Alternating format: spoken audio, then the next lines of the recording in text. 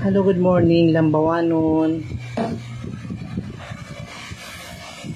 Nawagan po ang sadton mga tao nga waray pamamayad para sa tubig.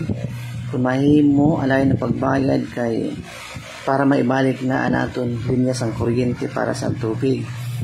Kay makuri importante ang importante ang tubig talaga sa aton adlaw-adlaw nga panginahanglan. Kay kung aton pipinsaron kung naawa kam san 50 pesos ang kada bulan, kung aton pipinsaron kung mag-alugkit dito sa di kuryente, halimbawa ako may daak puno mga galon, yung magpapaalog may 30 sa tubig pala, dara ng kariton 30. Mabayad pa sa mag-aalog, supira na iton. Samantala kung aton pipinsaron, magbayad na ito sa kabulan, patakas na kit sa aton pag inalog. Sang dito aton waray pamamayad, kung mahimo, alayo na kit pamayad, ayaw na kit pagpinilusupo, ay na kit kaawas ton nga ibida.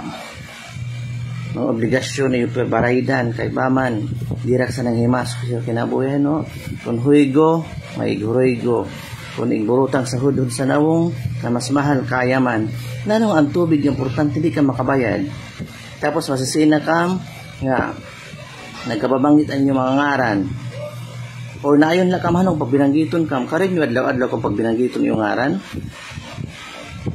kung maaluhan ka, mas kailain mang kuno. Kaya mas malain kam, kaya di kam namamayad, nakakaamong sa mga tangkod mamayad. Sanat kumahi mo, alay na kang pamayad para may balik na. Kaya kakuris na walay tubig. Dahil ito ba ini, diri kay pinilusupo.